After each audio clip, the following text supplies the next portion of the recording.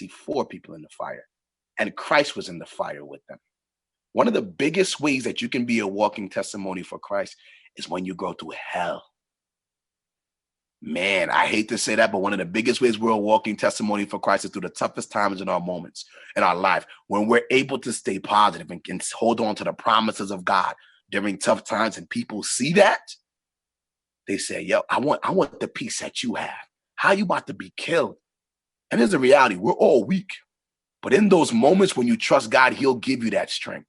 Well, listen, those guys weren't stronger than us, but they depended on God for strength, and we can depend on God for strength. Here, I'm gonna just come to the end. Here's the methods that we hold on, let me see, there's questions coming in. Okay. Right now there's no question coming in. I'm gonna end in a few minutes. Okay, so there's a few things I want to add as we bring this home. How do you prove God to somebody then?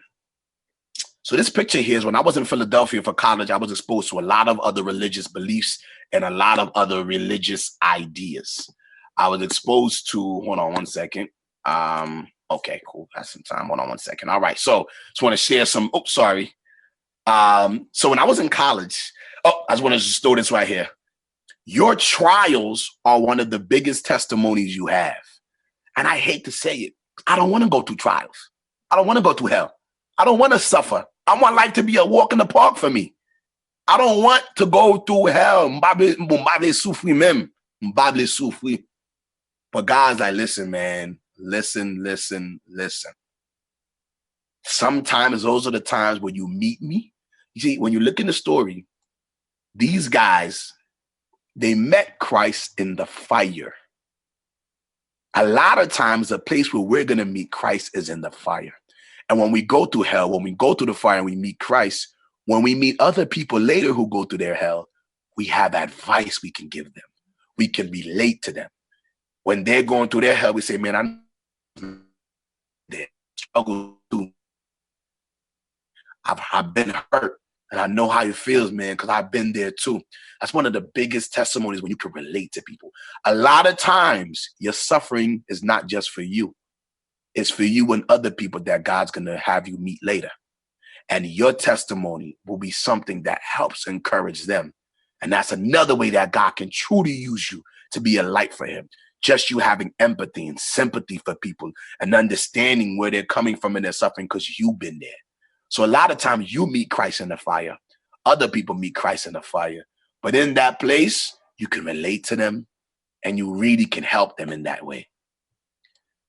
Your trials are one of your biggest testimonies that you can have sometimes. When people see the peace that you have amidst chaos, they want to know what you believe in. One of my favorite quotes I read, one of my favorite quotes, it says, the very fact that you are called to endure trials, pay attention. The very fact that you are called to endure trials shows that the Lord sees something precious in you that he was that he would like to develop. The very fact that you're called upon to endure trials means God sees something in you that he wants to develop in you. You don't even know what God sees in you. You don't even know what he sees in you. You're like, man, what was going on? God's like, I see something in you that you don't even see in yourself. And through this trial, I'm going to develop you. And I see this precious thing that I got to develop. And that very thing God can use to help you be a walking testimony to him. So over here, there's a picture of people, different type of religions that I ran into when I was living in North Philadelphia. There was a lot of Nation of Islam, right? There are a lot of Muslims there, but there was Nation of Islam, irregular Muslims, some Sunni Muslims, 5%ers, the Black Hebrew Israelites, Hindus, everybody. I remember I was sitting down with this pastor, and I had shared this with a few people actually from J. Rudy the other day. And I was saying how the pastor sat us down, right? We were at a convention, and the pastor asked all of us, he said, yo, how do you prove God to somebody? He said, how do you prove God to somebody? The pastor said. And we're just like, okay, well, you know, the Bible says life is a matter of cause and effect. And if you follow God's rules in the Bible, then people need to know that that God's rules, what God says comes to pass. That's how you can prove God. We're saying all these like answers. We're trying to be deep and philosophical, trying to say like, this is how you prove God to somebody. And the pastor's like, your answers are okay, but they're not really the best answers.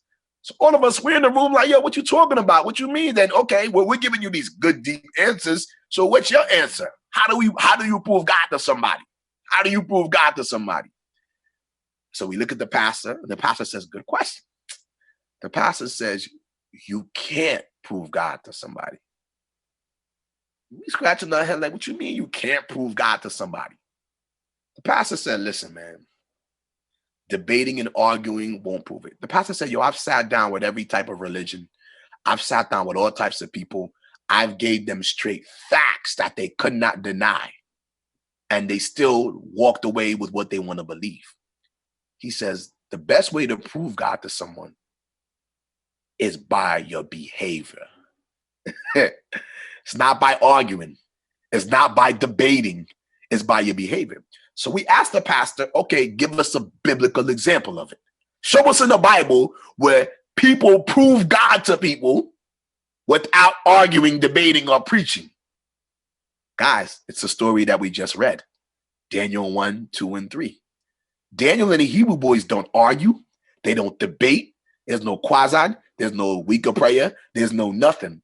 By their faith, their character, their comportment, their behavior, King Nebuchadnezzar admits your God is the real God. Your God is the real God. No debate, no arguing, no back and forth. Just by their behavior and their lifestyle, Nebuchadnezzar says, yo, your God is the real God. Ladies and gentlemen, if you want to prove God to people, it's got to be in your behavior. It's got to be in you loving people. It's got to be in the way you look after people. It's got to be in the way you talk to people. It's got to be in the way you treat people. That's how you prove God. Can't beat them by arguing. You can give people facts all day and they're still going to believe what they want to believe. But they can't argue against, like we said, a loving and a lovable Christian. And here are the final slide says this, Jesus' method. This is from the book Ministry of Healing. What did Jesus do to as an example to preach the gospel to others? Keep in mind, did you know there's only one sermon that Jesus preaches in the Bible? There's only one sermon that Jesus preaches in the Bible. It's called the Sermon on the Mount. It's in Matthew 5, 6, and 7. Only one sermon. Most of what you see Jesus is doing is interacting with people, blessing people, meeting their needs, and then everything else fell into place. Number one, Jesus mingled with people as one who really cared about them. Show people that you care for them. Number two, he had sympathy for people. Have sympathy for people. 3, he met their needs. As much as possible, if you can, try to meet people's needs if you can. 4, then he told people to follow him. This is Jesus' method, and it's the best method to use. The Hebrew boys, they mingled with people as one who desired their good. They had sympathy for people. They met people's needs, especially with the king. He had a nightmare, they felt bad for him. They interpreted the nightmare for him, right? And then when after all this stuff, they said, man, okay, your God is the real God. Your behavior. Are you loving? Are you lovable? Right? You don't have to be a great preacher or speaker to bring someone to the Lord. In these last days, if these Hebrew boys could have did this in a foreign territory, you can do it as well. All right? Thank you, guys. I'm going to just take a look at now. All right. Okay, so I'm going to read